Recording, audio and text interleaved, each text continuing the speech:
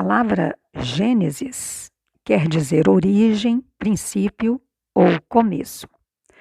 Esse livro conta de que forma tudo o que existe começou e como surgiram os animais e os seres humanos, o pecado e o sofrimento. Na Bíblia hebraica, seu nome é Bereshit, derivado do primeiro versículo, no princípio.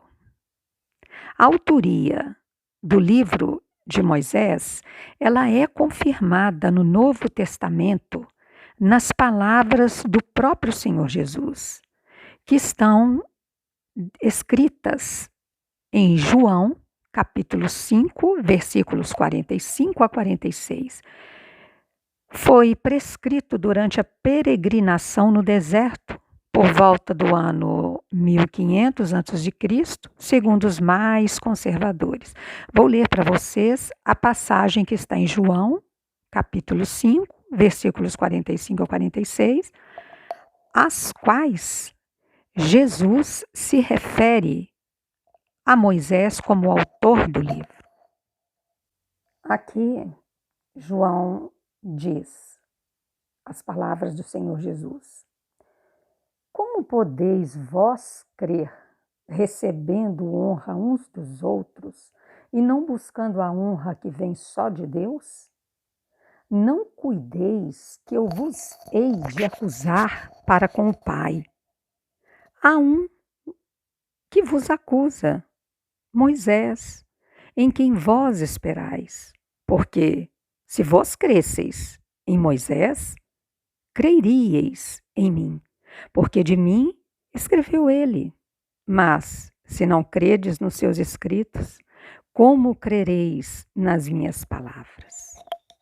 Aqui Jesus está confirmando a autoria de Moisés nos livros, né? Nos 5 primeiros livros da Bíblia. E ele está falando sobre a falta de fé das pessoas nas palavras dele, que a tendência do homem é crer no próprio homem e dar honra ao próprio homem. Eles não estavam crendo que Jesus é o Filho de Deus, o Salvador, o Messias enviado, o unigênito do Pai. A respeito de Gênesis, alguns estudiosos dividem esse livro em 2 partes. A primeira vai do capítulo 1 ao capítulo 11, que conta como tudo começou. No princípio criou Deus, é descrito em Gênesis assim.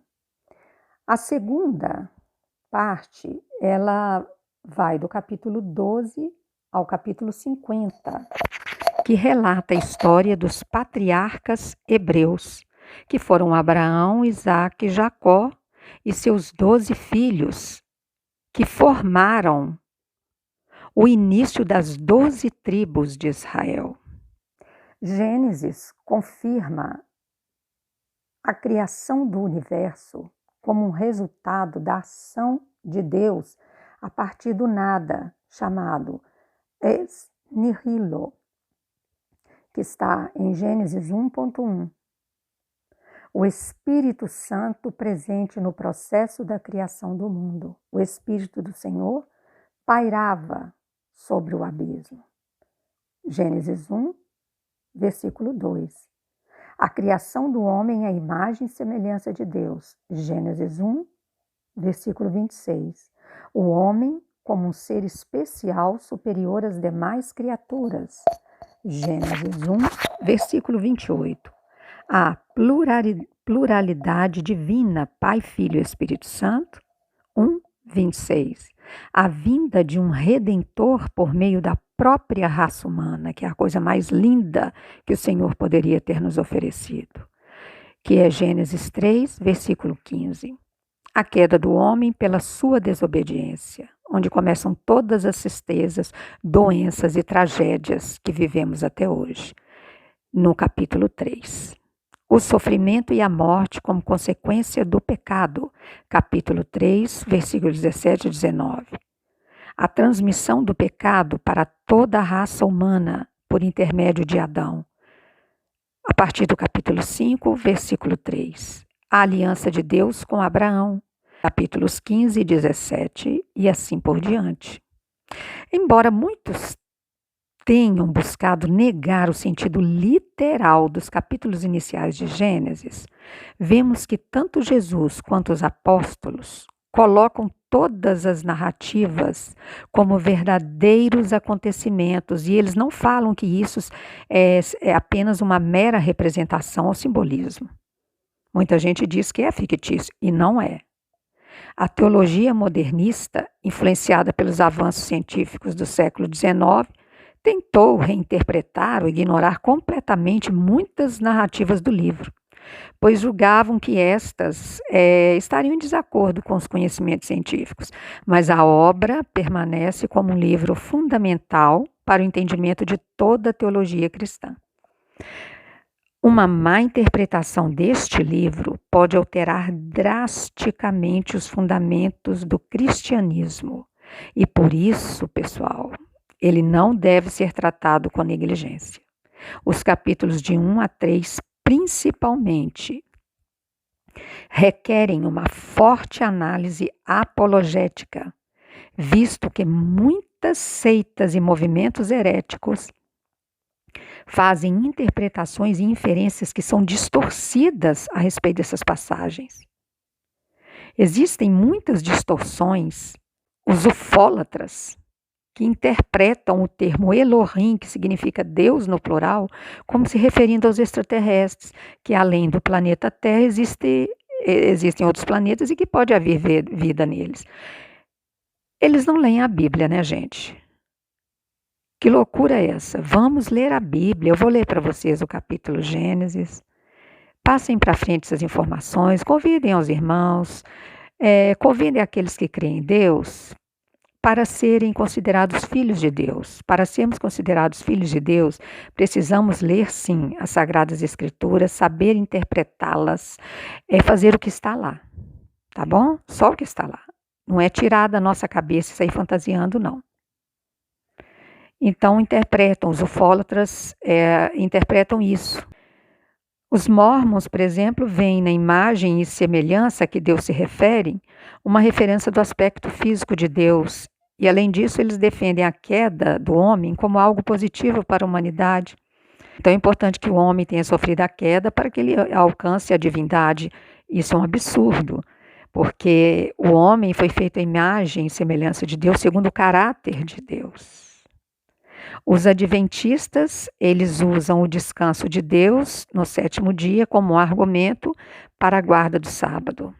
E não é dessa forma literal, tá vendo? Há coisas que são interpretadas de forma literal, que devem ser, e há outras que não podem ser.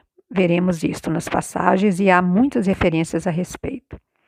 Outros grupos interpretam o primeiro pecado como sendo conhecimento sexual e a serpente representaria um órgão sexual masculino, entre outras distorções. Pelo fato desses textos serem um dos mais expressivos e conhecidos da literatura universal sobre a origem do homem, ele sofre ataques e interpretações erradas, como poucos livros sofrem. O trabalho apologético em torno desses capítulos é essencial, uma vez que eles são a base do desenvolvimento da doutrina da salvação. É como eu digo, né? A árvore que dá bons frutos é aquela que é apedrejada. Então vamos lá ao maravilhoso livro de Gênesis. A criação dos céus e da terra e de tudo o que neles há. Senhor, abençoa-nos, abençoa aqueles que nos ouvem agora, que assistem, para que o Espírito Santo do Senhor dê a eles o discernimento, como o Senhor deu a mim um dia, e continua me ajudando a abrir os olhos.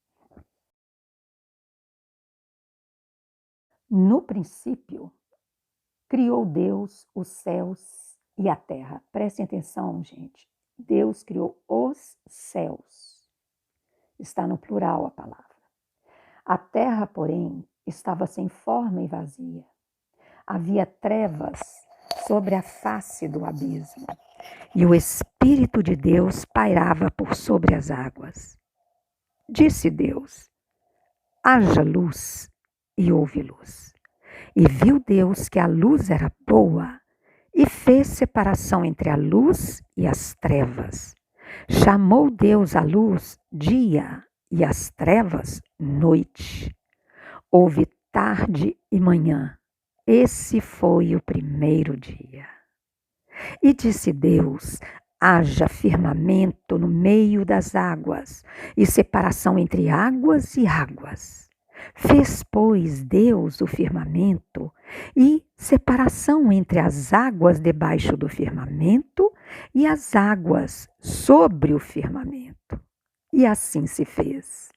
E chamou Deus ao firmamento céus. O firmamento foi chamado céus. Houve tarde e manhã, então veio o segundo dia. Disse também Deus: ajuntem-se as águas debaixo dos céus num só lugar, e apareça porção seca. E assim se fez. A porção seca chamou Deus terra, e ao ajuntamento das águas, mares. E viu Deus que isso era bom. E disse: produza a terra relva, ervas que deem semente e árvores frutíferas, que deem fruto segundo a sua espécie, cuja semente esteja nele, sobre a terra. E assim se fez. A terra, pois, produziu relva, ervas que davam semente segundo a sua espécie, e árvores que davam fruto, cuja semente estava nele, conforme a sua espécie. E viu Deus que isso era bom. Houve tarde e manhã, então veio o terceiro dia. Glória a Deus. Disse também Deus: haja luzeiros no firmamento dos céus para fazerem separação entre o dia e a noite, e sejam eles para sinais, para estações, para dias e anos, e sejam para luzeiros no firmamento dos céus para alumiar a terra. E assim se fez. Fez Deus os dois grandes luzeiros, o maior para governar o dia e o menor para governar a noite. E fez também as estrelas e os colocou no firmamento dos céus para alumiarem a terra, para governarem o dia e a noite, e fazerem separação entre a luz e as trevas. E viu Deus que isso era bom. Houve tarde e manhã, o quarto dia. Vocês podem perceber aqui, meus irmãos e minhas irmãs, que os ufólatras, por exemplo, os incrédulos, aqueles que viajam na maionese, vamos dizer assim, né? Eles pecam muito sério aqui. Os que acham, não é, que a vida em outros planetas, essa loucura que é um desrespeito à criação do Senhor, à criação do universo. Desrespeitam essa questão de foguetes para ir à Lua, essa loucura de gente até se suicidando dentro de foguetes, de naves espaciais, essa coisa horrorosa, monstruosa, totalmente diabólica que estamos vivendo. Isso não tem a ver com a vontade de Deus, mas com a vontade de Satanás, que é o que domina este mundo. O mundo jaz no maligno, diz a palavra do Senhor. Não há vida em outros planetas, nunca encontrarão. E eu temo pelo que o Senhor possa fazer com essas pessoas, porque são intrusos. Deus deve rir, mas Deus vai rir até um certo ponto, porque o senso de humor de Deus tem limite. Porque se vocês forem ler a Bíblia ou já conhecerem, a Torre de Babel, né, que é Nimrod, o grande guerreiro de Deus, criou. Ela foi um abuso, uma afronta ao Senhor Deus. Eles queriam construir uma torre, um prédio, foi chamada Torre de Babel, né?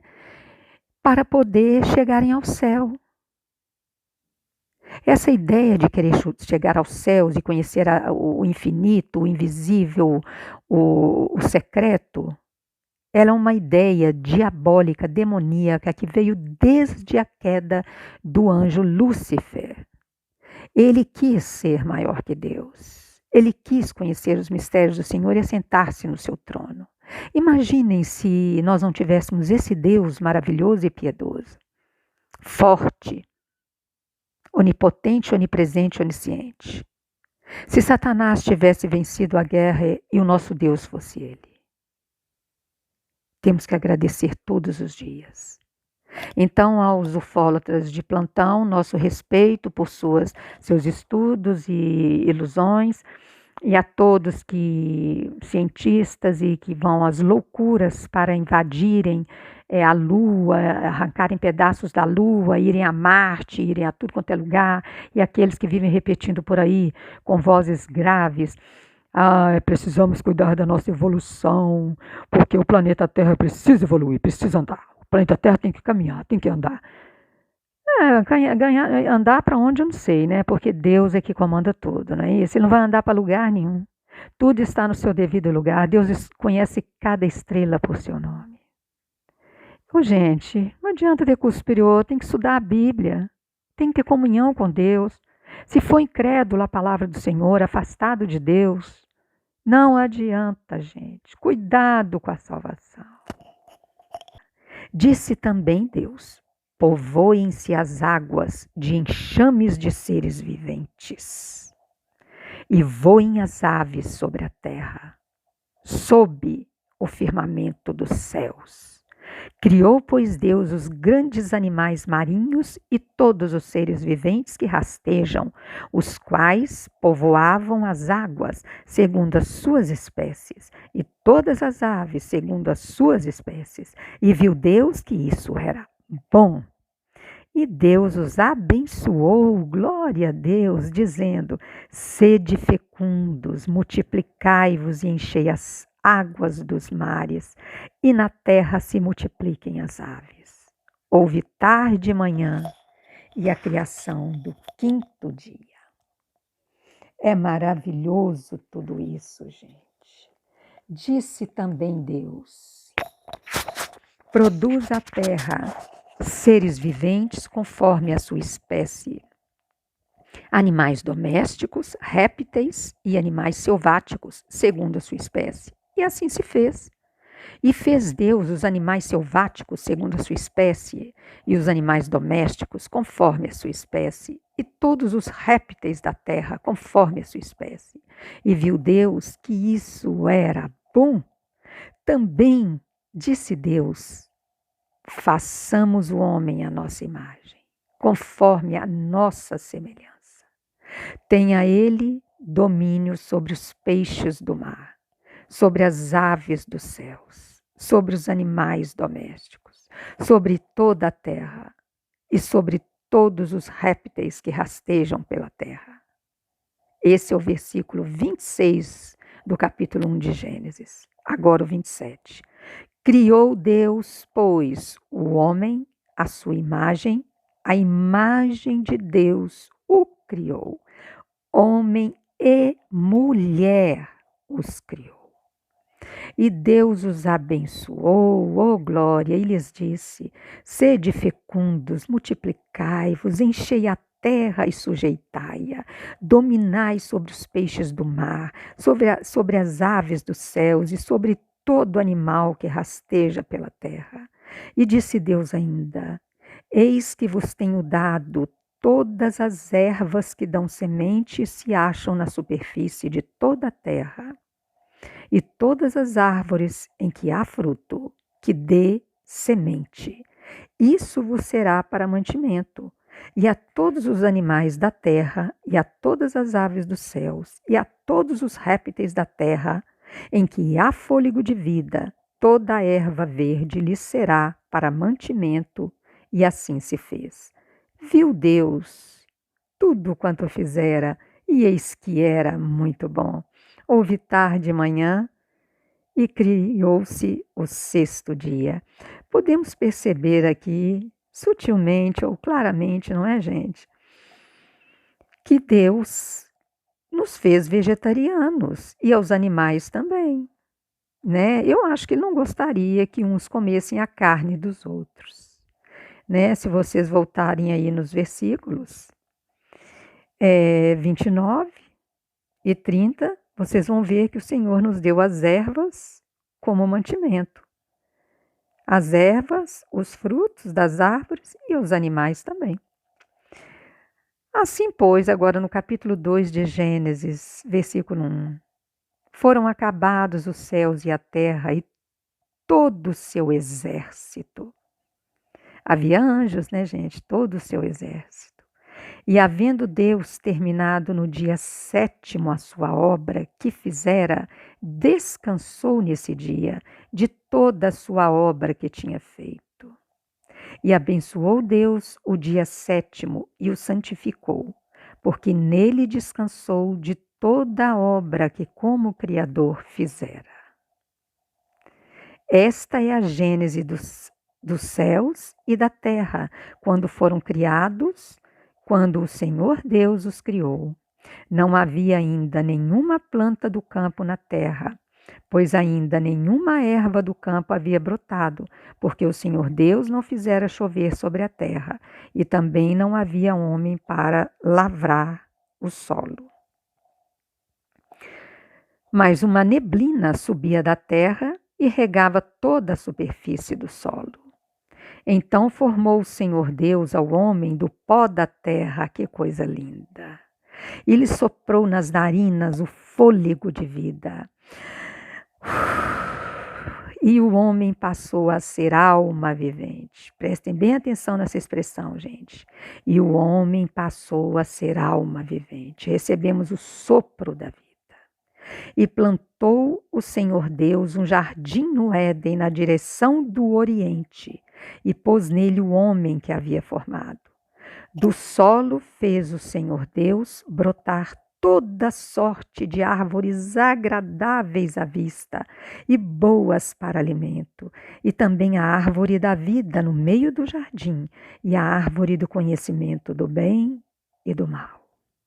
E saía um rio do Éden, do jardim do Éden, para regar o jardim, e dali se dividia. O rio repartia-se em 4 braços.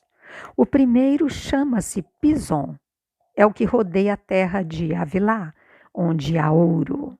O ouro dessa terra é bom. Também se encontram lá o obdélio e a pedra de ônix. O segundo rio chama-se Gion, é o que circunda a terra de Cush. O nome do terceiro rio é Tigre, é o que corre pelo oriente da Assíria. E o quarto rio é o Eufrates. Tomou, pois, o Senhor Deus ao homem e o colocou no jardim do Éden para cultivar e o guardar. E o Senhor Deus lhe deu esta ordem. Atenção, gente, Gênesis 2, 16. De toda árvore do jardim comerás livremente, mas da árvore do conhecimento do bem e do mal não comerás, porque no dia em que dela comeres, certamente morrerás. Disse mais o Senhor Deus: não é bom que o homem esteja só. Far-lhe-ei uma auxiliadora que lhe seja idônea. Havendo, pois, o Senhor Deus formado da terra todos os animais do campo e todas as árvores dos céus, trouxe-os ao homem para ver como este lhes chamaria.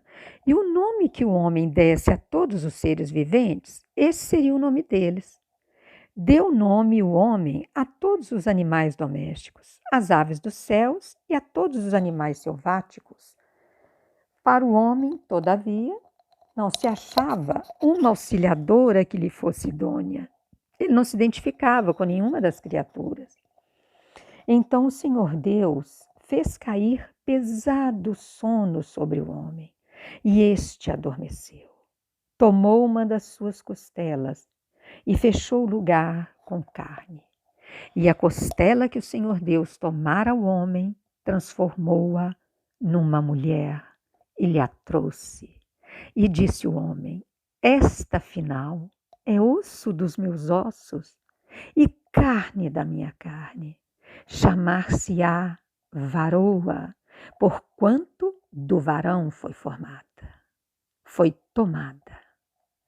Por isso, deixa o homem pai e mãe e se une à sua mulher, tornando-se os dois uma só carne.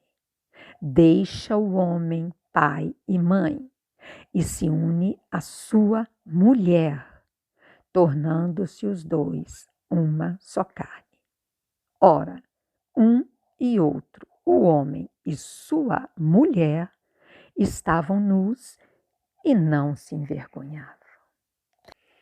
Sabemos claramente que Deus criou o homem e a mulher, homem e mulher que Ele os criou.